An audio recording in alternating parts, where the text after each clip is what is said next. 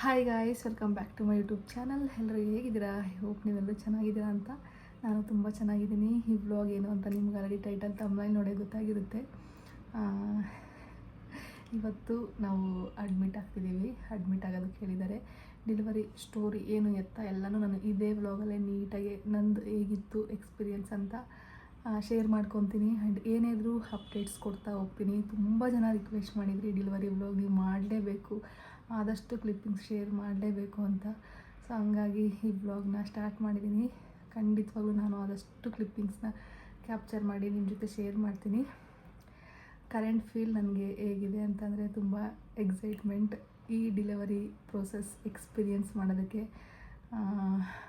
Pregnancy journey of course ನಂದಿದು ಅಂದರೆ ಮೊದಲನೇ ಅಂದರೆ ಹೊಸ ಎಕ್ಸ್ಪೀರಿಯನ್ಸ್ ಅಲ್ವಾ. ಪ್ರೆಗ್ನೆನ್ಸಿ ಜರ್ನಿನೂ ತುಂಬ ಚೆನ್ನಾಗಿತ್ತು, ಬ್ಯೂಟಿಫುಲ್ಲಾಗಿತ್ತು. ನೀವೇ ನೋಡಿರ್ತೀರ ಹೆವೆರಡೆ ನನ್ನ. ಆ್ಯಂಡ್ ನೆಕ್ಸ್ಟ್ ಪ್ರೊಸೆಸ್ ಡೆಲಿವರಿ ಪ್ರೊಸೆಸ್ಸೇ. ಇದು ಹೇಗಿರುತ್ತೆ ಅಂತ ನಾನು ಎಕ್ಸ್ಪೀರಿಯನ್ಸ್ ಮಾಡೋಕ್ಕೆ ಎಕ್ಸೈಟ್ ಆಗಿದ್ದೀನಿ. ಎಲ್ಲ ಪ್ಯಾಕಿಂಗ್ ಮಾಡ್ಕೊಂಡಿದ್ದೀವಿ. ಆ್ಯಂಡ್ ಪೂಜೆ ಕೂಡ ಆಯಿತು. ಜಸ್ಟು 9 ಗಂಟೆ 10 ಗಂಟೆ ಈ ಟೈಮಲ್ಲಿ ಬಂದು ಅಡ್ಮಿಟ್ ಆಗಿ ಅಂತ ಡಾಕ್ಟರ್ ಹೇಳಿದ್ದಾರೆ. ನಾನು ಊಟ ಎಲ್ಲ ಮುಗಿಸ್ಕೊಂಡು ಹೊರಡಬೇಕು. ನಾನು, ಅಮ್ಮ, ರಂಜಿತ್ 3 ಜನ ಹೋಗ್ತಾಯಿದ್ದೀವಿ ಇವಾಗ. ಅಷ್ಟೇ ಗೈಸ್, ಹೋಗಿ ಅಡ್ಮಿಟ್ ಆಗಿ ನೋಡೋಣ ಹೇಗಿರುತ್ತೆ ನೆಕ್ಸ್ಟು ಅಂತ ಎಲ್ಲನೂ ನಾನು ಅಪ್ಡೇಟ್ಸ್ ಮಾಡ್ತೀನಿ. ಸಿಗ್ತೀನಿ ಆಮೇಲೆ. ಅಮ್ಮ ಜೊತೆ ಮಾತಾಡಿಸ್ತೀನಿ, ರಂಜಿತ್ ಜೊತೆನೂ ಆಮೇಲೆ. ಇನ್ನೂ ಅವ್ರು ಬಂದಿಲ್ಲ, ಆಫೀಸಿಂದ ಬರ್ತಿದ್ದಾರೆ. ಇನ್ನೊಂದು 1 ಅವರ್ ಆಗ್ಬೋದೇನೋ ಅವ್ರು ಬರೋ ಅಷ್ಟೊತ್ತಿಗೆ. ನಾನೇ ಆರಾಮಾಗಿ ಬನ್ನಿ, ಇನ್ನೂ ನಮಗೆ ಟೈಮ್ ಇದೆ ಹೋಗೋದಕ್ಕೆ ಅಂತ ಹೇಳಿದ್ದೆ. ಸೊ ಹಂಗಾಗಿ ಅವ್ರು ಆಫೀಸ್ಗೆ ಹೋಗಿದ್ರು. ಇನ್ನೊಂದು ಫ್ಯೂ ಡೇಸ್ ಅವ್ರ ಮೇಲೆ ಲೀವ್ ತೊಗೊಂಡಿದ್ದೀನಿ ಅಂತಲೂ ಹೇಳ್ತಿದ್ರು. ನೋಡೋಣ ಹೇಗಿರುತ್ತೆ ಈ ಬ್ಲಾಗ್, ಹೇಗಿರುತ್ತೆ ಈ ಎಕ್ಸ್ಪೀರಿಯನ್ಸ್ ಅಂತ. Yeah guys, welcome back. ಮಾತಾಡಮ್ಮ. ಆಸ್ಪತ್ರೆಗೆ ನೀನು ಏನು ಅನ್ನಿಸ್ತಾಯ್ತು ಇವಾಗ?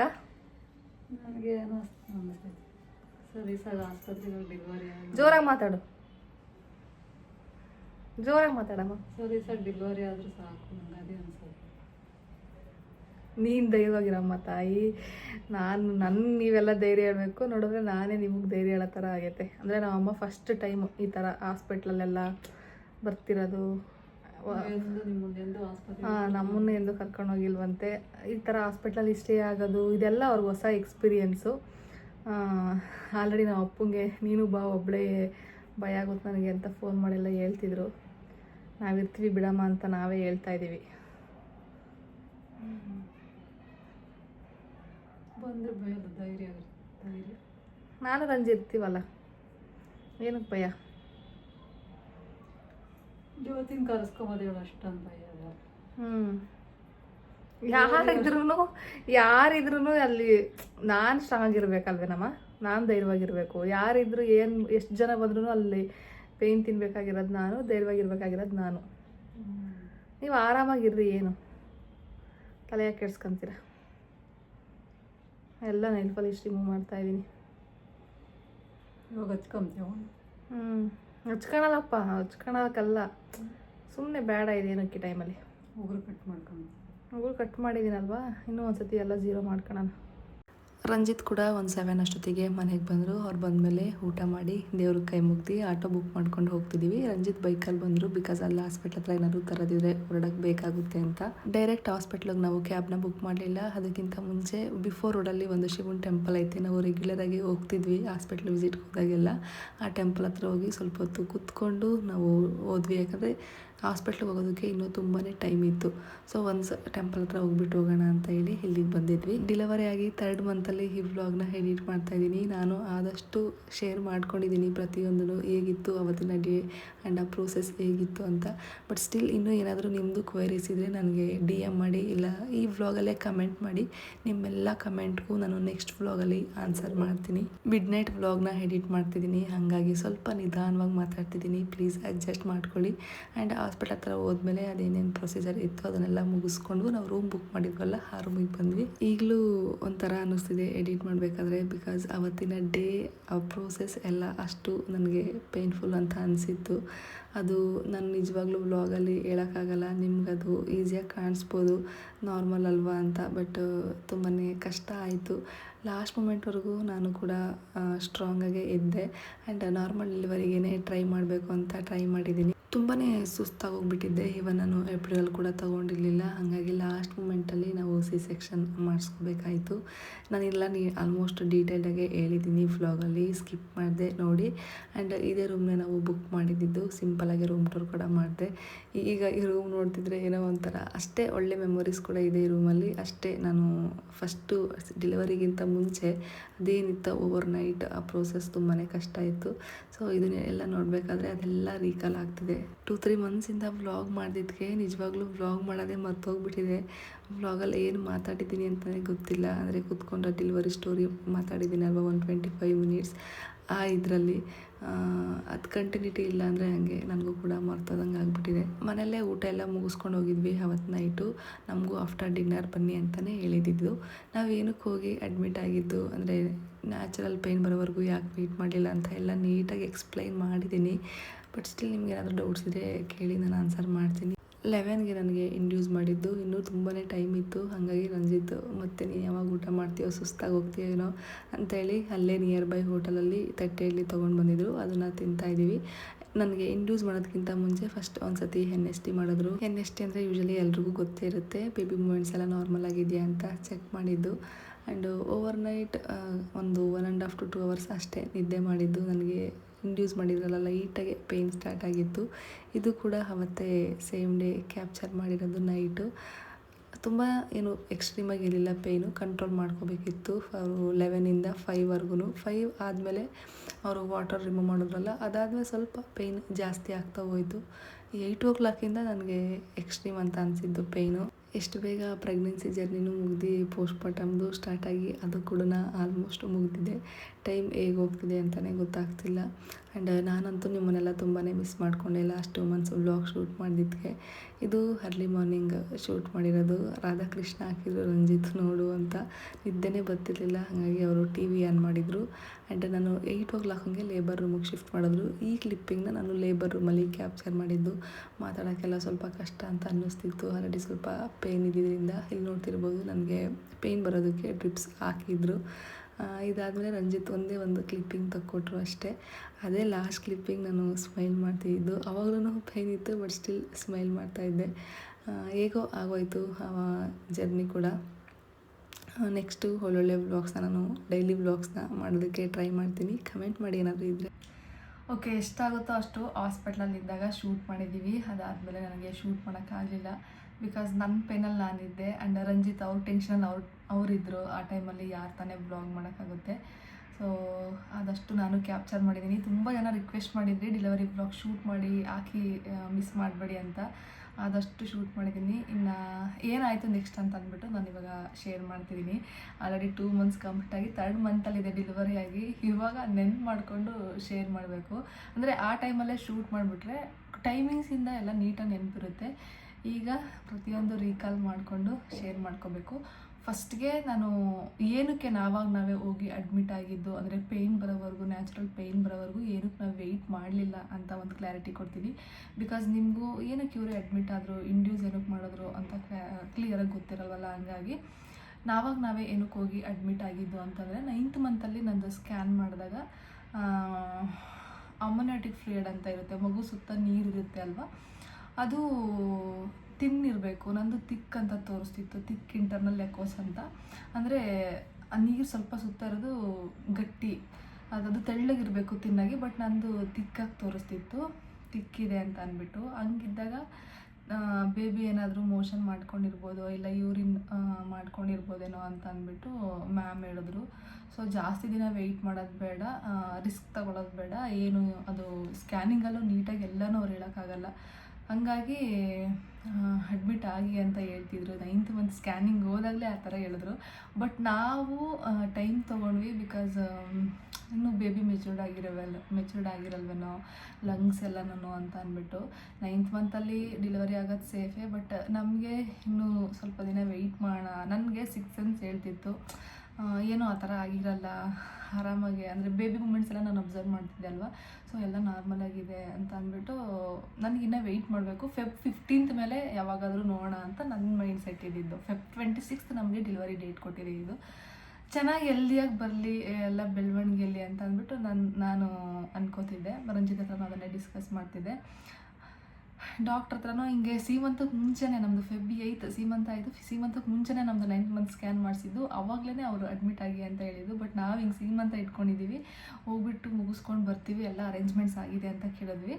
ಬಟ್ ಅವ್ರು ಏನಕ್ಕೆ ಓಕೆ ಫಂಕ್ಷನ್ ಮುಗಿಸ್ಕೊಳ್ಳೋದಕ್ಕಿಂತ ಮುಂಚೆ, ಅಂದರೆ ಓದೋಕ್ಕಿಂತ ಮುಂಚೆ ಒಂದು ಸತಿ NST ಆಗಿರ್ಬೋದು. ನೀವು ನೋಡಿರ್ಬೋದು 9th ಮಂತಲ್ಲಿ ನಾನು ತುಂಬ NST ಮಾಡಿಸಿದೆ, ಬಿಕಾಸ್ ಬೇಬಿ ಮೂಮೆಂಟ್ಸ್ ಎಲ್ಲ ನಾರ್ಮಲ್ ಆಗಿದೆಯಾ ಅಂತ ಅವ್ರು ಚೆಕ್ ಮಾಡಬೇಕಿತ್ತು. ಆ್ಯಂಡ್ ಸ್ಕ್ಯಾನಿಂಗ್ ಇನ್ನೂ ಒಂದು ಸರಿ ಫ್ರೀಕ್ವೆಂಟಾಗಿ 9th ಮಂತಲ್ಲಿ ನಾನು ಸ್ಕ್ಯಾನಿಂಗ್ ಮಾಡಿಸಿದ್ದೀನಿ. 9th ಮಂತಲ್ಲಿ ಅದೆಷ್ಟು ಸತಿ ಸ್ಕ್ಯಾನ್ ಮಾಡಿಸಿದ್ದೀನೋ 4-5 ಡೇಸ್ಗೆ ಒಂದೊಂದು ಸತಿ ಹೋಗಿ ಸ್ಕ್ಯಾನಿಂಗ್ ಮಾಡಿಸ್ತಿದ್ವಿ. ಹಾಸ್ಪಿಟಲ್ ಅಂದರೆ ಡೈಲಿ ವ್ಲಾಗ್ಸಲ್ಲಿ ನೋಡಿರ್ತೀರಿ, ಯಾವಾಗಲೂ ನಾವು ಹಾಸ್ಪಿಟಲ್ಗೆ ಹೋಗ್ತಾಯಿದ್ವಿ.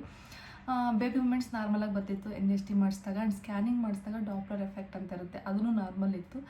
ಎಲ್ಲನೂ ನಾರ್ಮಲಾಗಿ ಇದೆಯಲ್ವ, ಏನೋ ವೆಯ್ಟ್ ಮಾಡ್ಬೋದು ಅಂತ ಅಂದ್ಬಿಟ್ಟು ಡಾಕ್ಟರ್ ಕೂಡ ನಮಗೆ ಪರ್ಮಿಷನ್ ಕೊಟ್ಟರು. ಓಕೆ, ನೀವು ಆ ಸೀಮಂತ ಮುಗಿಸ್ಕೊಂಡು ಬನ್ನಿ. ಸೀಮಂತಕ್ಕೆ ಅಲ್ಲಿಗೆ ಒಂದು 4-5 ಡೇಸ್, 3-4 ಡೇಸ್ವರೆಗೂ ಹೋಗಿದ್ವಿ ಅಲ್ವಾ.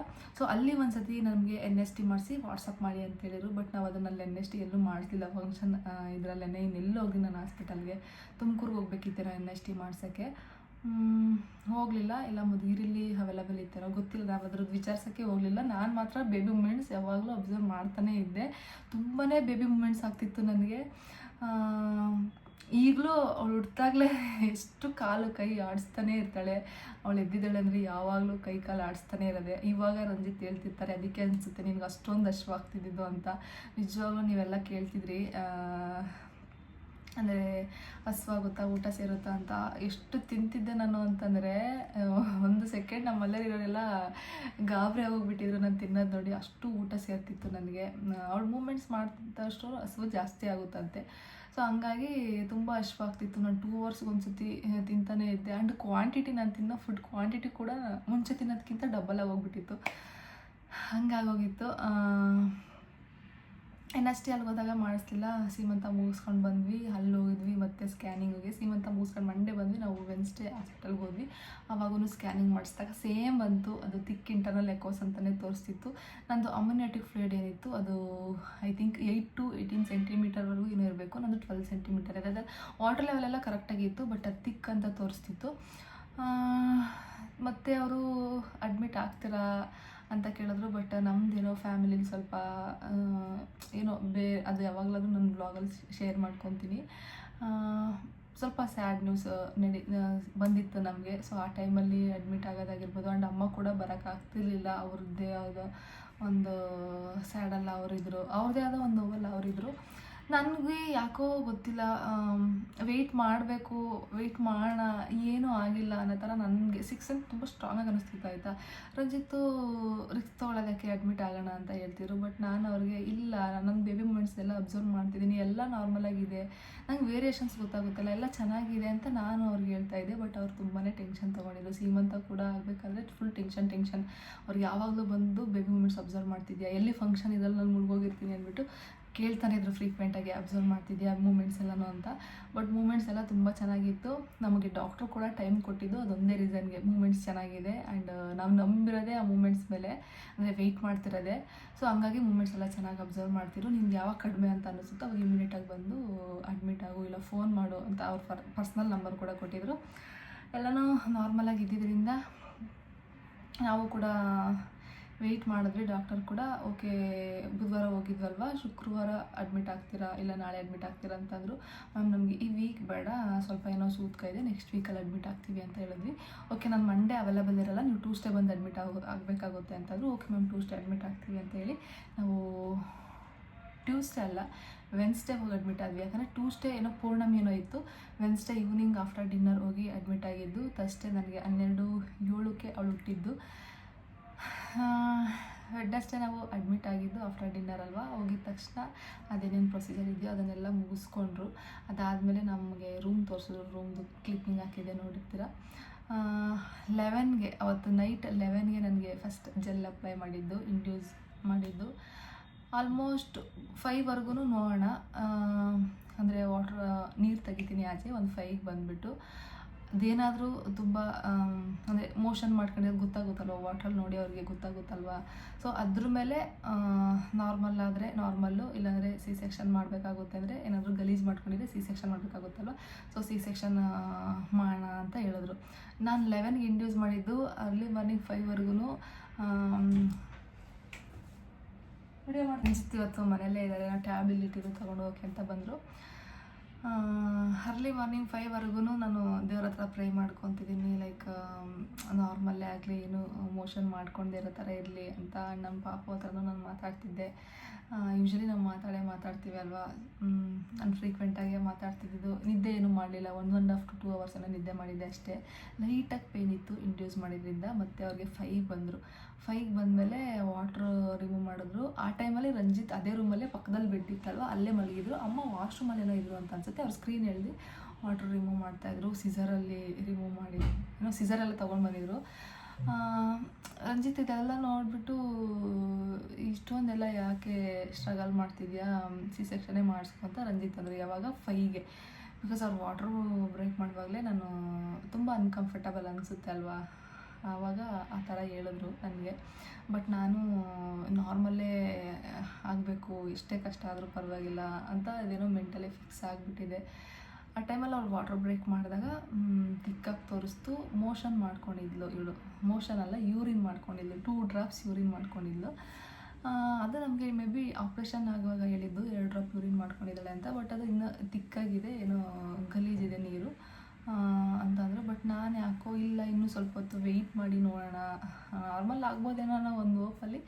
ಅವ್ರು ಹಂಗೆ ಹೇಳಿದ ತಕ್ಷಣ ನೆಕ್ಸ್ಟ್ ಸ್ಟೆಪ್ ತೊಗೊಳಕ್ಕಾಗಲಿಲ್ಲ. ಇನ್ನೂ ಸ್ವಲ್ಪ ಹೊತ್ತು ವೆಯ್ಟ್ ಮಾಡೋಣ ಅಂತ ನಾನು ಹೇಳಿದೆ. ಓಕೆ ಅಂತಂದ್ರು ಅವರು. ವಾಟ್ರ್ ಬ್ರೇಕ್ ಮಾಡಿ ಅವರು ಮತ್ತೆ ಮನೆಗೆ ಹೋದರು. ಅವ್ರು ನೈಟ್ ಡ್ಯೂಟಿ ಇತ್ತು. ಮನೆಗೆ ಹೋಗಿ ಒಂದು 8 ಗಂಟೆಗೆ ಬರ್ತೀನಿ, ಏನಾದರೂ ಇದ್ದರೆ ಬೇಕಾದ್ರೆ ಫೋನ್ ಮಾಡು ಅಂತ ಹೇಳೋಗಿದ್ರು.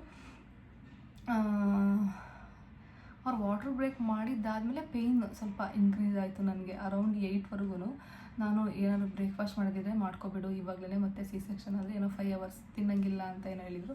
ಸೊ ಹಂಗಾಗಿ ಅಂದರೆ ಖಾಲಿ ಹೊಟ್ಟೆಲಿ ಇರಬೇಕು ಅವಾಗ ಅಂತ ನಾನು ಆರಾಮಾಗಿ ರೂಮಲ್ಲೇ ವಾಕ್ ಮಾಡಿಕೊಂಡು ತಿಂಡಿ, ರಂಜಿತ್ ಇಡ್ಲಿ ತೊಗೊಂಡು ಬಂದಿದ್ರು, ತಿಂದು ಆರಾಮಾಗಿ ಎದ್ದೆ. ತುಂಬ ಎಕ್ಸ್ಟ್ರೀಮ್ ಇತ್ತು ಪೇಯ್ನ್ ಅಂತ ಏನಿರಲಿಲ್ಲ, ಆರಾಮಾಗಿ ಕಂಟ್ರೋಲ್ ಮಾಡ್ಬೋದಿತ್ತು, ಮೈಲ್ಡಾಗಿತ್ತು ಪೇಯ್ನು.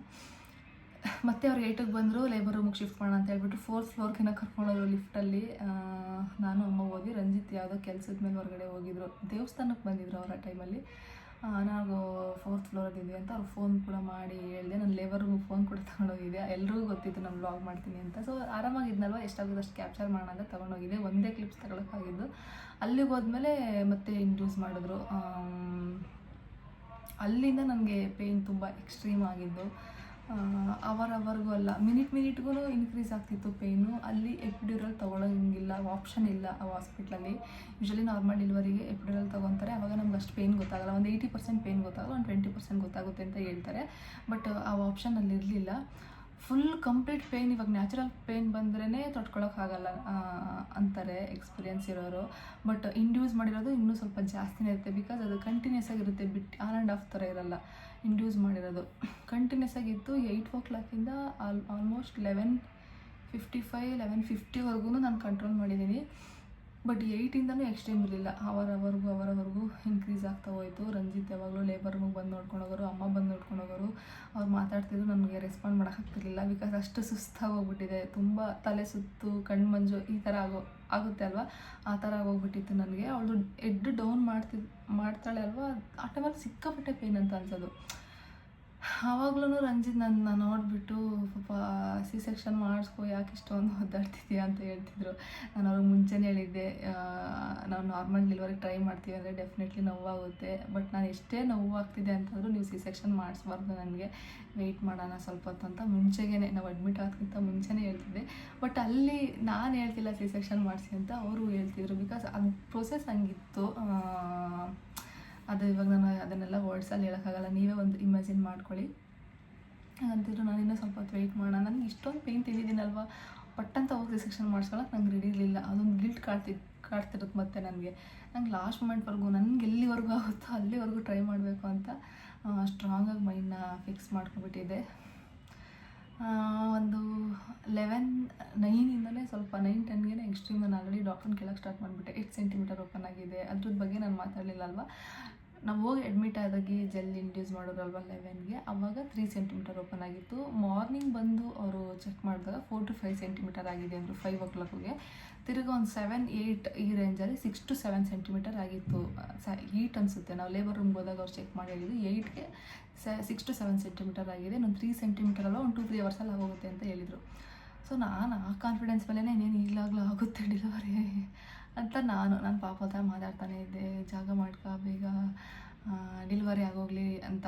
ನಾವು ಯೂಶಲಿ ಮಾತಾಡ್ತೀವಿ ಪ್ರೆಗ್ನೆಂಟಾಗಿ ಕನ್ಫರ್ಮ್ ಆದಾಗಿಂದನೂ ಅವರು ಕೇಳಿಸುತ್ತೋ ಬಿಡುತ್ತೋ 5th ಮಂತಿಂದ ಕೇಳಿಸುತ್ತೆ ಅಂತಾರೆ. ಬಟ್ ನಾನಂತೂ ಕನ್ಫರ್ಮ್ ಆದಾಗಲಿಂದನೂ ನಾನು ಮಾತಾಡ್ತಾನೆ ಬಂದಿದ್ದೆ.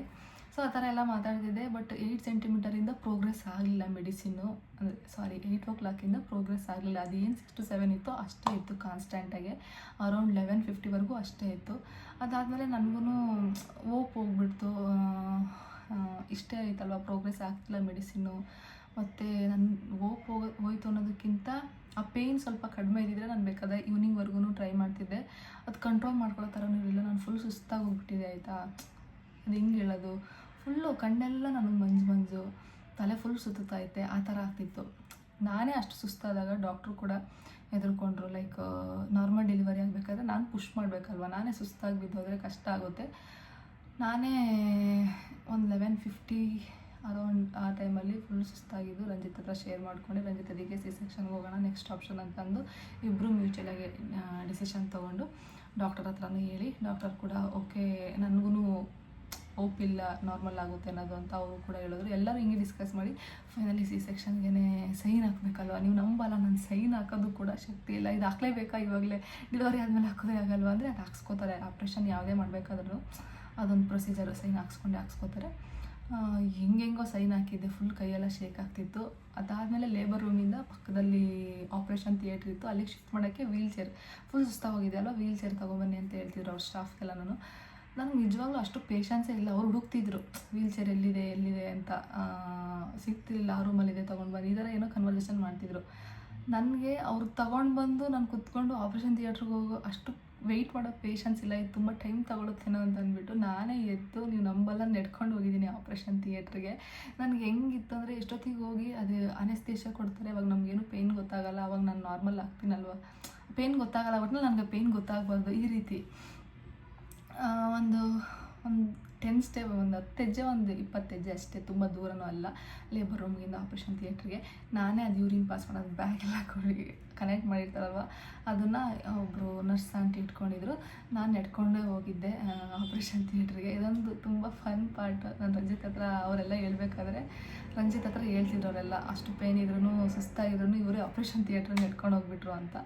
ಬಿಕಾಸ್ ನನಗೆ ಆ ಪೇಯ್ನ್ ಎಕ್ಸ್ಟ್ರೀಮ್ ಇತ್ತು, ಎಷ್ಟೊತ್ತಿಗೆಲ್ಲ ನಾನು ನಾರ್ಮಲ್ ಆಗ್ತೀನೇನೋ ಅಂತ ಅನ್ನಿಸ್ಬಿಟ್ಟು. ಒನ್ಸ್ ನಮಗೇ ಆಗಲ್ಲ ನಮ್ಮ ಕೈಲೇ C-ಸೆಕ್ಷನ್ಗೆ ಹೋಗೋಣ ಅಂತ ಅನ್ನಿಸ್ದಾಗ ನಿಜವಾಗ್ಲೂ ಡಾಕ್ಟ್ರು ಕೂಡ ಏನೂ ಮಾಡೋಕ್ಕಾಗಲ್ಲ. ನನಗೂ ಬಿಡು C-ಸೆಕ್ಷನ್ನೇ ಮಾಡಿಸ್ಕೊಳ್ಳೋಣ ಅಂತ ಅಂದ್ಬಿಟ್ಟು ಡಿಸಿಷನ್ ತೊಗೊಂಡೆ. ಬಟ್ ನನಗೆ ಲಾಸ್ಟ್ ಮೂಮೆಂಟ್ವರೆಗೂ ನಾನು ಫೈಟ್ ಮಾಡಿದ್ದೀನಿ, ಗಿವ್ ಅಪ್ ಮಾಡಿಲ್ಲ ಅನ್ನೋದು ಖುಷಿ. ನಾನು 5ಗೆ ಅವ್ರು ಹೇಳಿದಾಗ ಈ ರೀತಿ ಗಲೀಜು ಮಾಡ್ಕೊಂಡಿದೆ ಅಂತ ಅಂದಾಗಲೇ ಓಕೆ, ನೆಕ್ಸ್ಟ್ ಸ್ಟೆಪ್ C-ಸೆಕ್ಷನ್ನೇ ಮಾಡಿ ಅಂತ ಅನ್ಬೋದಿತ್ತು. ಬಟ್ ನನಗೆ ವೆಯ್ಟ್ ಮಾಡಬೇಕು, ನಾರ್ಮಲ್ ಡೆಲಿವರಿನೇ ಆಗಬೇಕು ಅಂತ ಏನೋ ಆಸೆ ಇರುತ್ತೆ, ಎಲ್ಲ ಹೆಣ್ಮಕ್ಳಿಗೂ ನಾರ್ಮಲ್ ಡೆಲಿವರಿ ಆಗಬೇಕು ಅಂತ. ಹಂಗೆ ನನಗೂ ಇದ್ದಿದ್ದು. ಅಟ್ ಲಾಸ್ಟ್ ಆಪ್ರೇಷನ್ ಥಿಯೇಟ್ರಿಗೆ ಹೋದ್ವಿ. ನೀವು ನಂಬಲ್ಲ, ಆಪ್ರೇಷನ್ ಥಿಯೇಟ್ರಿಗೆ ಹೋದಾಗ ಅನೆಸ್ಥೇಷಿಯಾ ಕೂಡ ಡಾಕ್ಟ್ರು ಇರಲಿಲ್ಲ ಅವತ್ತು ಹಾಸ್ಪಿಟ್ಲಲ್ಲಿ. ಆ ಟೈಮಲ್ಲಿ ಅವರು ಯಾವುದೋ ಹಳ್ದಿ ಇವೆಂಟಲ್ಲಿದ್ದರು. ಫೋನ್ ಮಾಡಿದ ತಕ್ಷಣ ಅವರು ಇಮ್ಮಿಡಿಯೇಟಾಗಿ ಬಂದರು. ಒಂದು 10 minutes ಅಷ್ಟೊತ್ತಿಗೆ ಬಂದರು. ಆಪ್ರೇಷನ್ ಥಿಯೇಟ್ರಲ್ಲಿ ನಾನು ಮಲಗಿದ್ದೀನಿ, ಯಾರೇ ಬಂದ್ರೂ ಬಂದ್ರ ಡಾಕ್ಟ್ರು ಅಂದರೆ ಅನೆಸ್ಥೇಷಿಯಾ ಡಾಕ್ಟ್ರು ಬಂದ್ರ ಅಂತ ಕೇಳ್ತಾನೆ ಇದ್ದೆ ಆ 10 minutes. ಆ್ಯಂಡ್ ಯಾರೋ ಇಬ್ಬರು ನರ್ಸ್ ಸ್ಟಾಫ್ ಇದ್ದರು, ಅವ್ರು ನನ್ನನ್ನು ನಗ್ಸೋದಕ್ಕೋಸ್ಕರ, ನನ್ನ ವೀಡಿಯೋಸ್ ಎಲ್ಲ ನೋಡ್ತಾರಂತೆ ಅವರು, ನನ್ನ ನಗ್ಸೋದಕ್ಕೋಸ್ಕರ ಏನೋ ಅವ್ರು ಫನ್ ಮಾಡ್ತಿದ್ರು. ಬಟ್ ನನಗೆ ಅದೇನೋ ಅಷ್ಟು ಕ್ಲಿಯರಾಗಿ ಕೇಳಿಸಿಲ್ಲ. ಅವ್ರು ಅದನ್ನು ಲಾಸ್ಟಲ್ಲಿ ಹೇಳ್ತಾವ್ರೆ, ನಿಮ್ಮನ್ನು ನಗ್ಸೋದಕ್ಕೋಸ್ಕರ ನಾವು ಇಷ್ಟೊಂದು ಫನ್ ಮಾಡ್ತಿದ್ದೀವಿ, ಬಟ್ ನೀವೇನೋ ರಿಯಾಕ್ಟೇ ಮಾಡ್ತಿಲ್ಲ ಅಂತ. ಏನಾದರೂ ನೀವು ವಿಡಿಯೋ ನೋಡ್ತಿದ್ರೆ ನಿಜವಾಗ್ಲೂ ಅವತ್ತು ಅಷ್ಟೊಂದೆಲ್ಲ ರೆಸ್ಪಾಂಡ್ ಮಾಡೋಷ್ಟು ಪೇಷನ್ಸ್ ಆಗಿ ನನಗಿರಲಿಲ್ಲ. ಫುಲ್ ಸುಸ್ತಾಗೋಗ್ಬಿಟ್ಟಿದ್ದೆ. ಐ ಹೋಪ್ ನೀವು ಅರ್ಥ ಮಾಡ್ಕೊಂಡಿರ್ತೀರಾ ಅಂತ ನಾನು ಲಾಸ್ಟಲ್ಲಿ ನಿಮ್ಮ ಹತ್ರ ಹೇಳಿ ಕೂಡ ಬಂದೆ ಆಪ್ರೇಷನ್ ಥಿಯೇಟ್ರಿಂದ ಎಕ್ಸಿಟ್ ಆಗಬೇಕಾದ್ರೆ. ಆ್ಯಂಡ್ ರಂಜಿತ್ ಬಂದಾಗಲೂ ಲೇಬರ್ ರೂಮಲ್ಲಿ ಮಾತಾಡಿಸ್ಬೇಕಾದ್ರೆ ನನಗೆ ರೆಸ್ಪಾಂಡ್ ಮಾಡೋಕ್ಕಾಗ್ತಿರ್ಲಿಲ್ಲ. ನನ್ನನ್ನು ಮಾತಾಡಿಸ್ಬೇಡಿ, ಸುಮ್ಮನಿರಿ, ನನಗೆ ಮಾತಾಡೋಕ್ಕಾಗಲ್ಲ ಅಂತ ಹೇಳ್ಬಿಟ್ಟೆ. ಅವ್ರು ತುಂಬಾ ನಾನು C-ಸೆಕ್ಷನ್ ಬೇಡ, ನಾನು ನಾರ್ಮಲ್ ಡೆಲಿವರಿಗೆ ಟ್ರೈ ಮಾಡ್ತೀನಿ ಅಂದಾಗ ಲೇಬರ್ ರೂಮಲ್ಲಿ ತುಂಬಾ ಲೈಕ್ ನನ್ನ ನಗ್ಸೋದಕ್ಕೋಸ್ಕರ ನನ್ನ ಮೈಂಡ್ ಡೈವರ್ಟ್ ಮಾಡೋದಕ್ಕೋಸ್ಕರ ಏನೇನೋ ಫನ್ ಮಾಡ್ತಾನೇ ಇದ್ದರು. ಬಟ್ ಆದರೂ ಅಟ್ ಲಾಸ್ಟಲ್ಲಿ ನಾನೇ ಸುಸ್ತಾಗಿ ಹೋಗ್ಬಿಟ್ಟೆ. ಅದೊಂದು ಬೇಜಾರು, ಗಿಲ್ಟ್ ಐತೆ ನನಗೆ ಇವಾಗ.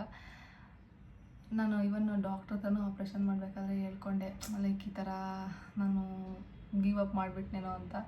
ಇಲ್ಲ, ನೀವೇ ಸುಸ್ತಾಗಿ ಹೋಗಿದ್ದಾಗ ಏನೂ ಮಾಡೋಕ್ಕಾಗಲ್ಲ, ಬಾಡಿ ನೀವು ಫುಲ್ ಸುಸ್ತಾಗಿ ಹೋಗ್ಬಿಟ್ರಿ. ನಮಗೆ ಭಯ ಆಯಿತು, ಕಣ್ಣೆಲ್ಲ ಮಂಜು ಮಾಡೋದು ನೋಡಿ. ನೀವು ಕರೆಕ್ಟಾಗಿದ್ರೆ ನಾರ್ಮಲ್ ಡೆಲಿವರಿ ಇನ್ನೇನಾಗುತ್ತೆ ಅನ್ನೋ ಟೈಮಲ್ಲಿ ಪುಷ್ ಮಾಡಬೇಕು, ಅವಾಗ ನೀವು ಸ್ಟ್ರಾಂಗ್ ಇರಲೇಬೇಕು, ನೀವೇ ಸುಸ್ತಾಗಿ ಬಿಟ್ಬಿಟ್ರೆ ಹೆಂಗೆ ಅಂತ ಅಂದರು. ಇಟ್ಸ್ ಓಕೆ, ಸಿ ಸೆಕ್ಷನ್ ಆದ್ರೂ ಪರವಾಗಿಲ್ಲ, ನಾರ್ಮಲ್ ಆದರೂ ಪರವಾಗಿಲ್ಲ, ಅಟೆಂಡ್ ನೀವು ಪಾಪು ಇಬ್ಬರು ಹೆಲ್ದಿಯಾಗಿರೋದು ಇಂಪಾರ್ಟೆಂಟ್ ಅಲ್ವಾ ಅಂತ ಪ್ರಿಯಾ ಮೇಡಮ್ ಹೇಳಿದ್ರು. ಆಪ್ರೇಷನ್ ಮಾಡಬೇಕಾದ್ರೆ ನಿನಗೆ ಕನ್ವರ್ಸೇಷನ್ ಮಾಡ್ಕೊಂಡೇ ಮಾಡಿಸ್ಕೊಂಡಿದ್ದು. ಆಲ್ಮೋಸ್ಟ್ ನಾನು ಆಪ್ರೇಷನ್ ಥಿಯೇಟ್ರಿಗೆ ಹೋಗಿ ವಿತಿನ್ 5 ಮಿನಿಟ್ಸಲ್ಲೇ ಎಲ್ಲ ಕಟ್ ಮಾಡಿದ್ರು. ಅಂದರೆ ಅನಸ್ತೇಷ ಡಾಕ್ಟ್ರು ಬಂದು ಅನಸ್ತೇಷ ಕೊಟ್ಟಿದ್ದಾದಮೇಲೆ ವಿತಿನ್ 5 ಮಿನಿಟ್ಸಲ್ಲೇ ಇವಳು ಹತ್ತಿದ ಸೌಂಡ್ ಕೇಳಿಸ್ತದೆ ನನಗೆ. ಇಷ್ಟು ಬೇಗ ಅನ್ನೋ ಥರ ಫೀಲ್ ನನಗೆ. ಅವರು ಗರ್ಲ್ ಬೇಬಿ ಅಂತ ಪ್ರಿಯಾ ಮೇಡಮೇ ಹೇಳಿದ್ದು ನನಗೆ. ಹೆಣ್ಮಗು ಅಂತ ಹೇಳಿದ್ರು, ಗರ್ಲ್ ಬೇಬಿ ಅಂತ ಅಂದು ಮತ್ತು ಹೆಣ್ಮಗು ಅಂತ 2 ಸತಿ ಹೇಳಿದ್ರು.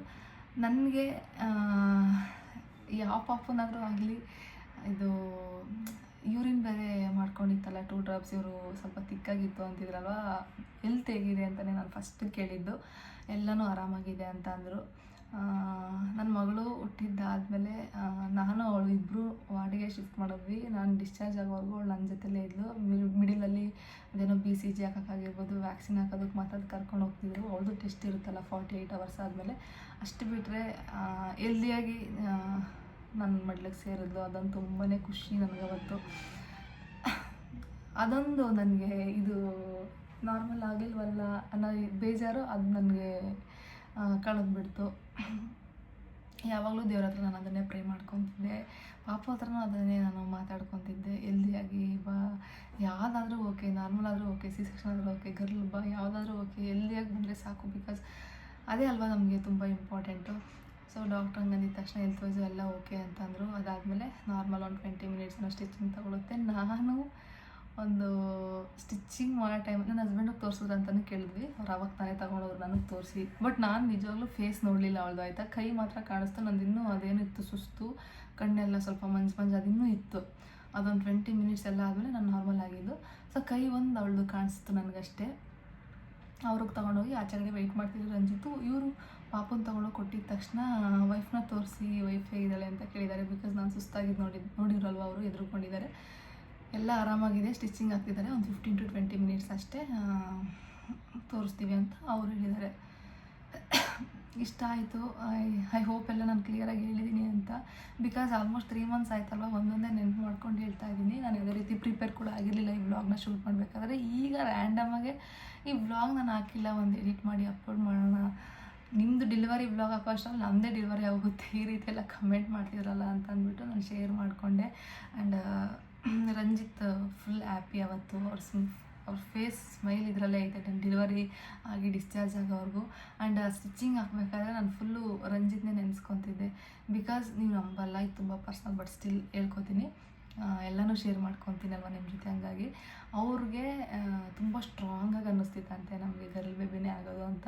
ಆ್ಯಂಡ್ ಅವ್ರು ಮಾತಾಡಬೇಕಾದ್ರೂ, ಅಂದರೆ ಪಾಪ ಹತ್ರ ಮಾತಾಡ್ತಾರಲ್ವ, ನಾವು ಮಾತಾಡ್ತೀವಲ್ವ ಪ್ರೆಗ್ನೆಂಟ್ ಇದ್ದಾಗೆ, ಒಂದು 5th ಮಂತಿಂದನೇ ಮಾತಾಡೋಕ್ಕೆ ಸ್ಟಾರ್ಟ್ ಮಾಡ್ತೀವಿ. ನಾನು ಕನ್ಸೀವ್ ಆದಾಗಿಂದನೂ ಸ್ಟಾರ್ಟ್ ಮಾಡಿಬಿಟ್ಟಿದ್ದೆ. ಅವರೊಂದು 5th, 6th ಮಂತಿಂದ ಮೂಮೆಂಟ್ಸ್ ನೋಡಿದಾಗಿಂದ ಮಾತಾಡ್ತಿದ್ರು. ಅವಾಗಿಂದನೂ ಗರ್ಲ್ ಬೇಬಿ ಹತ್ರ ಮಾತಾಡೋ ಥರನೇ ಮಾತಾಡ್ತಿದ್ರು. ನಾನು ಅಲ್ಲಿಗೂ ಎಷ್ಟೊಂದು ಸತಿ ಅವ್ರಿಗೆ ಬೈದಿದ್ದೆ, ಇವಾಗ ಅದು ಬಾಯ್ ಬೇಬಿ ಆಗಿದ್ರೆ ಬೇಜಾರಾಗುತ್ತೆ ಅಲ್ವಾ, ನೀವು ಹಿಂಗೆಲ್ಲ ಮಾತಾಡಬೇಡಿ ಅಂತ.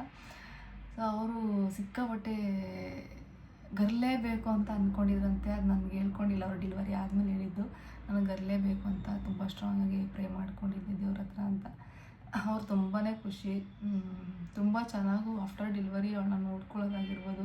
ನನಗೊಂದೊಂದು ಸತಿ ನನಗಿಂತ ಇವರೇ ತುಂಬ ಕೇರ್ ಇದ್ದಾರಲ್ವ ಅವಳ ವಿಷಯದಲ್ಲಿ ಅಂತ ಅನಿಸುತ್ತೆ. ನಿಜವಾಗ್ಲೂ ಅಷ್ಟು ಚೆನ್ನಾಗಿ ನೋಡ್ಕೊತಾರೆ.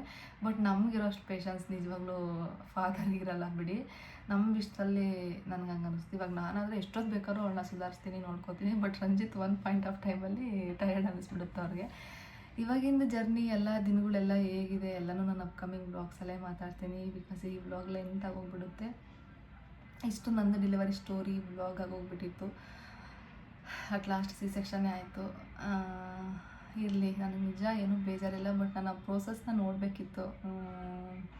ನಾರ್ಮಲ್ ಡೆಲಿವರಿದು ಪೇಯ್ನ್ದಾಗಿರ್ಬೋದು ಪ್ರತಿಯೊಂದೂ at end may be natural pain ಬಂದಿದೆ, ನಾರ್ಮಲ್ ಆಗೋದೇನೋ ಈ ರೀತಿ ಎಲ್ಲ ಥಿಂಕ್ ಮಾಡ್ತಿದ್ದೆ ನಾನು.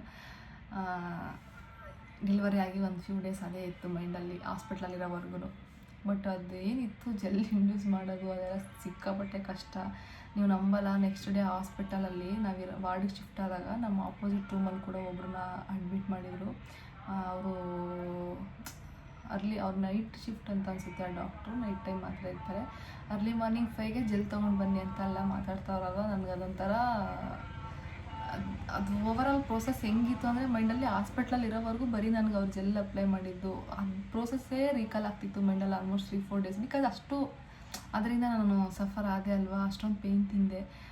ಪ್ರತಿಯೊಂದು ಹೆಂಗೆ ಅಂದರೆ ಅದನ್ನು ಎಕ್ಸ್ಪ್ಲೈನ್ ಮಾಡೋಕ್ಕಾಗಲ್ಲ ವರ್ಡ್ಸಲ್ಲಿ. ಯಾವಾಗ ಹಾಸ್ಪಿಟ್ಲಿಂದ ಡಿಸ್ಚಾರ್ಜ್ ಮಾಡ್ಕೊಂಡು ಮನೆಗೆ ಹೋಗ್ತೀನೋ ಅಂತ ಅನ್ನಿಸ್ತಿತ್ತು, ಆವಾಗ ಜಾಗ ಚೇಂಜ್ ಆದರೆ ಅದರಿಂದ ಆಚೆ ಬರ್ತೀನಿ ಅಂತ. ಅದೇ ಬೆಡ್ಡಲ್ಲೇ ಬೇರೆ ಇದ್ದೆ. ಯಾವ ಬೆಡ್ಡಲ್ಲಿ ನಾವು ಹೋಗಿ ಅಡ್ಮಿಟ್ ಆಗಿದ್ದ ರೂಮಲ್ಲಿ ಅಲ್ವಾ ಅವ್ರು ವಾಟರ್ ಬ್ರೇಕ್ ಮಾಡಿ ಪ್ರತಿಯೊಂದು, ಮತ್ತೆ ವಾರ್ಡಿಗೆ ಶಿಫ್ಟ್ ಮಾಡಿದಾಗ ಅಲ್ಲೇ ಇದ್ನಲ್ವ, ಬಿಕಾಸ್ ನಾವು ರೂಮ್ ಬುಕ್ ಮಾಡಿದ್ದಿದ್ದೆ ಅದು. ಅದೇ ಬೆಡ್ಡಲ್ಲೇ ಇದ್ದೆ ಅಲ್ವಾ, ಅದೇ ರೀಕಾಲ್ ಆಗ್ತಿರೋದು ನನಗೆ ಒಂದು 3 ಡೇಸು. ಪಾಪನೂ ಹೆಲ್ದಿಯಾಗಿದ್ದಾಳೆ, ನಂದು ಹೆಲ್ದಿಯಾಗಿದ್ದರಿಂದ ಅವರು 3rd ಡೇ ಅವಳದು 48 ಅವರ್ಸ್ ಆದಮೇಲೆ ಅದೇನು ಟೆಸ್ಟ್ ಮಾಡಬೇಕಿತ್ತು ಬ್ಲಡ್ ತೊಗೊಂಡು ಒಂದು 2-3 ಅವರ್ಸಲ್ಲೇ ರಿಪೋರ್ಟ್ ಸಿಕ್ತು, ಎಲ್ಲ ನಾರ್ಮಲ್ ಆಗಿದೆ, ನೀವು ಡಿಸ್ಚಾರ್ಜ್ ಆಗ್ಬೋದು ಅಂದರು. ಬಟ್ ನಾವು ಸ್ಯಾಟರ್ಡೇ ಈವ್ನಿಂಗ್ ಆಗಲಿಲ್ಲ, ಬಿಕಾಸ್ ವೀಕೆಂಡ್ ಟ್ರಾಫಿಕ್ ಇರುತ್ತೆ, ಊರಿಗೆ ಹೋಗೋಕ್ಕೆಲ್ಲ ಕಷ್ಟ. ಸೆಕ್ಷನ್ ಬೇರೆ ಅಷ್ಟೊತ್ತು ನನಗೆ ಕೂತ್ಕೊಳ್ಳೋಕ್ಕಾಗಲ್ವೇನೋ ಅಂತ ನನ್ನ ಮೇಲೆ ನನಗೆ ಹೋಪ್ ಇಲ್ಲದೆ ಸಂಡೇ ಮಾರ್ನಿಂಗ್ ಹೋಗೋಣ, ಆರಾಮಾಗಿ ಸೇಫಾಗಿ ಸೇರ್ತೀವಿ ಅಂತ ರಂಜಿತ್ ಹತ್ರ ಹೇಳಿದೆ. ನೀನು ಯಾವಾಗ ಹೇಳ್ತೀವಿ ಅವಾಗ ಅಂತ ಅಂದರು. ಚೆನ್ನಾಗಿತ್ತು ಜರ್ನಿ, ಬಟ್ ನಾನು ತುಂಬ ಸ್ಟ್ರಾಂಗಾಗಿದ್ದೆ ಆ ಟೈಮಲ್ಲಿ. ಅದೇ ನನಗೆ ನಿಜವಾಗ್ಲೂ ಇವತ್ತಿಗೂ ಖುಷಿ. ಯಾವ ಮೂಮೆಂಟಲ್ಲೂ ನಾನು ಗಿವ್ ಅಪ್ ಮಾಡಲಿಲ್ಲ. ಆ ಥರದ ಸಿಚುವೇಶನ್ ಇದ್ರೂ ನಾನು ಮಾಡಲಿಲ್ಲ. ಇಲ್ಲ, ನನಗೇನೋ ಒಂದು ಹೋಪ್ ಆಯಿತಾ, ಏನೂ ಆಗಿರಲಿಲ್ಲ. ರಂಜಿತ್ ಅದೇನು ಬಂದಿತ್ತು ರಿಪೋರ್ಟಲ್ಲಿ ಅವತ್ತಿಂದ ಅವ್ರು ತುಂಬ ಟೆನ್ಷನ್ ಆಗಿದ್ದರು. ಹಿಂಗೆ ಬರ್ತಿದೆ ಥಿಕ್ ಇಂಟರ್ನಲ್ ಎಕೋಸ್ ಅಂತ, ಏನು ಎತ್ತ ಅಂತ. ಬಟ್ ನಾನು ಮಾತ್ರ ನೀವು ನಂಬಲ್ಲ, ನಾನು ಆರಾಮಾಗೆ ಮುಂಚೆ ಹೇಗಿದ್ನೋ ಅದೇ ರೀತಿ ಫುಲ್ಲು ಪಾಸಿಟಿವ್ ಆಗಿ ಫುಲ್ಲು ಸ್ಟ್ರಾಂಗಾಗೇ ಇದ್ದೆ, ಏನೂ ಆಗಿರಲ್ಲ. ಆ ಥರ ಕನೆಕ್ಷನ್ ಅಲ್ಲೇ ನನಗೂ ಪಾಪಗೂ ಆಗೋಗ್ಬಿಟ್ಟಿತ್ತು ಅಂತ ಅನಿಸುತ್ತೆ.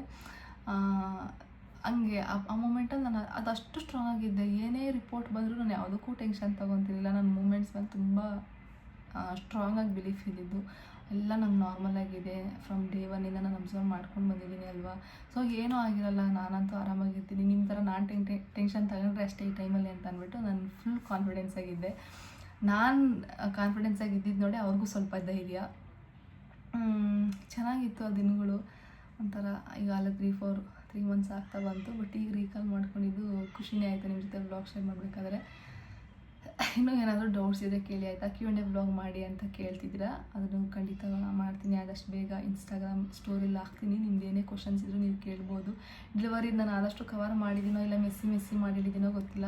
ಏನಾದರೂ ಡೌಟ್ಸ್ ಇದ್ದರೆ ಕೇಳಿ, ನಾನು ಡೆಫಿನೆಟ್ಲಿ ಆನ್ಸರ್ ಮಾಡ್ತೀನಿ. ಆ್ಯಂಡ್ ಇನ್ನೊಂದು, ಡೆಲಿವರಿ ಆದಮೇಲೆ ನಮಗೆ ಗೊತ್ತಿರೋ ನಮ್ಮೂರವ್ರು ಯಾರೋ ಕಮೆಂಟ್ ಮಾಡ್ತಾನೆ ಇದ್ರಿ, ಅವ್ರಿಗೆ ಆಲ್ರೆಡಿ ಡೆಲಿವರಿ ಆಗಿದೆ, ಗರ್ಲ್ ಬೇಬಿ ಅಂತ. ಪ್ರತಿಯೊಂದೂ ನನ್ನ ಆಡಿಯನ್ಸ್ ಯೂಟ್ಯೂಬಲ್ಲಾಗಿರ್ಬೋದು, ಇನ್ಸ್ಟಾಗ್ರಾಮಲ್ಲಿ ನನ್ನ ಆಡಿಯನ್ಸ್ಗೆ ನಾನು ಯಾವಾಗ ಅನೌನ್ಸ್ ಮಾಡಬೇಕು ಅನ್ನೋದು ನನಗೆ ಗೊತ್ತು. ಆ್ಯಂಡ್ ಅದು ನನ್ನ ರೆಸ್ಪಾನ್ಸಿಬಿಲಿಟಿ. ಆ ಟೈಮಲ್ಲಿ ಇವಾಗ ಆಗಿದ ತಕ್ಷಣ ಅನೌನ್ಸ್ ಮಾಡಲಿಲ್ಲ ಅಂದರೆ ಸ್ವಲ್ಪ ಟೈಮ್ ತೊಗೊಂಡು ನಾನು ಅನೌನ್ಸ್ ಮಾಡ್ತಿದ್ದೆ. ನೀವೆಲ್ಲ ನನ್ನ ಪರ್ಸ್ನಲ್ಲೆಲ್ಲ ಬಂದು ಬೇರೆಯವ್ರು ನನಗೆ ಗೊತ್ತಿರೋ ನನ್ನ ಸುತ್ತಮುತ್ತ ಇರೋರು ಬಂದು ಕಮೆಂಟ್ ಮಾಡಬೇಡಿ. ಇವಾಗ ಯಾರೇ ಆಗಲಿ ನನ್ನ ಬಗ್ಗೆ ಕೇಳ್ತಿದ್ದಾರೆ ಅಂತಂದಮೇಲೆ ಅದು ನಾನು ರೆಸ್ಪಾಂಡ್ ಮಾಡಬೇಕು. ಗೊತ್ತಿರಲ್ಲ, ಏನಕ್ಕೆ ರಿಪ್ಲೈ ಮಾಡ್ತಾ ಗೊತ್ತಿಲ್ಲ ನನಗೆ. ನೀವು ನನ್ನ ಮೇಲೆ ಸಿಟ್ಟು ಕೂಡ ಹೋಗ್ಬಿಟ್ಟಿದ್ರಿ ಯೂಟ್ಯೂಬಲ್ಲಿ ಆ ಕಮೆಂಟ್ಸ್ನ ನೋಡಿ. ನಿಮ್ಗೆ ಡೆಲಿವರಿ ಆಗಿದೆ ಅಲ್ವಾ, ಅವ್ರ ಕಮೆಂಟ್ನ ಡಿಲೀಟ್ ಮಾಡಿದ್ದೀರಾ ಹಂಗೆ ಹಿಂಗೆ ಅಂತ. ನಾನೇ ಸ್ವಲ್ಪ ಓಲ್ಡಲ್ಲಿಟ್ಟೆ, ಒಂದು ವೀಕ್ ಆಗಲಿ ಆಮೇಲೆ ಅನೌನ್ಸ್ ಮಾಡೋಣ ಅಂತ. ಆ ಟೈಮಲ್ಲಿ ನಮ್ಮದ್ರಲ್ಲೇ ನಾವು ಇರ್ತೀವಿ. ನಾನಂತೂ ಫುಲ್ ಖುಷಿಯಾಗೇ ಇದ್ದೆ. ಬಟ್ ಅದು ಪ್ರೋಸೆಸ್ ಇತ್ತಲ್ವ, ತುಂಬ ಪೇನ್ಫುಲ್ಲಾಗಿತ್ತು. ನನಗೆ ಅದರಿಂದ ಆಚೆ ಬರೋಕ್ಕೆ ಸ್ವಲ್ಪ ಟೈಮ್ ತೊಗೊಂತು. ಆ್ಯಂಡ್ ಆಫ್ಟರ್ ಡೆಲಿವರಿ ನಿಮಗೆ ಗೊತ್ತಿರುತ್ತೆ ಸುಮಾರಷ್ಟು ಚೇಂಜಸ್ಸು, ಏನೋ ಒಂಥರ ಬಾಡಿ ಫುಲ್ಲು ಪೇಯ್ನು. ಆ ಟೈಮಲ್ಲಿ ನಾನು ಎಲ್ಲಿ ನಿಮ್ಗೆ ಅನೌನ್ಸ್ ಮಾಡೋಕ್ಕಾಗುತ್ತೆ. ನಂದೇ ಇದ್ರಲ್ಲಿ ನಾನು ಇದ್ಬಿಟ್ಟಿದ್ದೆ ಅಷ್ಟೇ. ಮುಗೀತು, ಡೆಲಿವರಿನೂ ಆಗೋಯ್ತು. ಇಷ್ಟು ದಿನ ಪ್ರೆಗ್ನೆನ್ಸಿ ಸೀರೀಸ್ ನೋಡ್ತಿದ್ದೀವಿ, ಈಗ ಆಲ್ರೆಡಿ ಪೋಸ್ಟ್ಮಾರ್ಟಮ್ ಸೀರೀಸ್ನ ನೋಡ್ತಿದ್ದೀರಾ. ವೆಯ್ಟ್ ಮಾಡ್ತಿದ್ದೀನಿ ನನ್ನ ಮಗಳನ್ನ ನಿಮ್ಮ ಜೊತೆ, ನಿಮ್ಮ ಹತ್ರ ಯಾವಾಗ ತೋರಿಸ್ತೀನಿ ಅಂತ. ಬಟ್ ಅಲ್ಲಿವರೆಗೂ ಅವಳಿಗೆ ಬ್ಲೆಸ್ಸಿಂಗ್ಸ್ನ ಕಳಿಸ್ತೀರಿ. ನಾನು ತುಂಬ ನಿಜವಾಗ್ಲೂ ಹೋಲ್ಡ್ ಮಾಡಲ್ಲ. ಆದಷ್ಟು ಬೇಗ ನಿಮಗೆ ಫೇಸ್ ರಿವೀಲ್ ಮಾಡ್ತೀನಿ.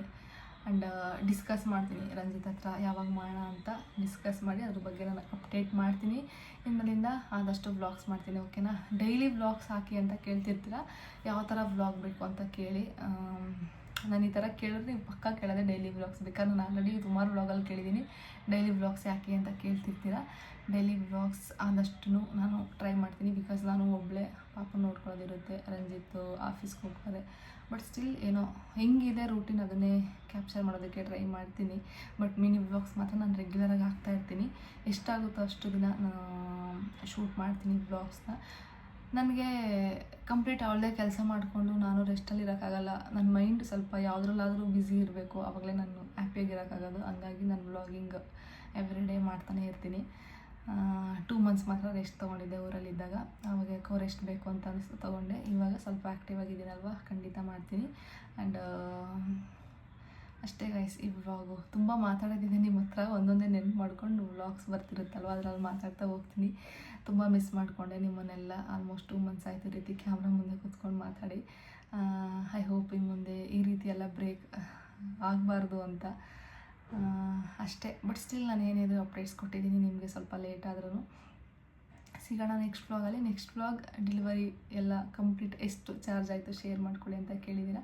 ನನ್ನ ಪ್ರೆಗ್ನೆನ್ಸಿ ಕನ್ಫರ್ಮ್ ಆದಾಗಿಂದ ಡೆಲಿವರಿಯಾಗಿ ಡಿಸ್ಚಾರ್ಜ್ ಆಗೋವರೆಗೂ ಎಷ್ಟಾಗಿದೆ ಅಂತ ರಂಜಿತ್ ಹತ್ರ ಡಿಸ್ಕಸ್ ಮಾಡಿ ಒಂದು ಲೀಸ್ಟ್ ತೊಗೊಂಡು ನಾಳೆ ಕೂತ್ಕೊಂಡು ವ್ಲಾಗ್ ಶೂಟ್ ಮಾಡಿ ಹಾಕ್ತೀನಿ. ಬಿಕಾಸ್ ನಾಳೆ ಸಂಡೇ ಅಲ್ವಾ, ರಂಜಿತ್ ಕೂಡ ಮನೇಲೇ ಇರ್ತಾರೆ, ಆರಾಮಾಗಿ ನಾನು ವ್ಲಾಗಿಂಗ್ ಮಾಡ್ಕೋಬೋದು. ಬಿಕಾಸ್ ಪಾಪು ಇದ್ದರೂ ಅವ್ರು ನೋಡ್ಕೊತಾರೆ. ಅಷ್ಟೇ, ಸಿಗೋಣ ನಾಳೆ ವ್ಲಾಗಲ್ಲಿ ಇಲ್ಲ ನೆಕ್ಸ್ಟ್ ವ್ಲಾಗಲ್ಲಿ. Thank you so much. ನಿಮ್ಮೆಲ್ಲರ ಬ್ಲೆಸ್ಸಿಂಗ್ಸ್ ನನ್ನ ಮೇಲೆ ಇತ್ತು ಪ್ರೆಗ್ನೆನ್ಸಿ ಜರ್ನಿಲಿ. ನೀವು ಬ್ಲೆಸ್ ಮಾಡಿರೋ ಹಾಗೇ ಎಲ್ಲರೂ ಸ್ಮೂತಾಗಿ ಡೆಲಿವರಿ ಆಗಲಿ ಅಂತಲೇ ಕೇಳ್ತಿದ್ರಿ. ಪಾಪು ಆರಾಮಾಗಿರಲಿ, ಹೆಲ್ದಿಯಾಗಿರಲಿ, ನೀವು ಆರಾಮಾಗಿರಬೇಕು, ಹೆಲ್ದಿಯಾಗೆಲ್ಲ ಆಗಲಿ ಅಂತ ನೀವೆಲ್ಲರೂ ಬ್ಲೆಸ್ ಮಾಡಿರೋ ಥರನೇ ಎಲ್ಲನೂ ಚೆನ್ನಾಗಾಯಿತು. ಟಚ್ವುಡ್ ಎಲ್ಲ ಹಿಂಗೆ ಚೆನ್ನಾಗಿರಲಿ. ಅಷ್ಟೇ, ಸಿಗ್ತೀನಿ ನೆಕ್ಸ್ಟ್ ವ್ಲಾಗಲ್ಲಿ. Bye, take care, have a nice day.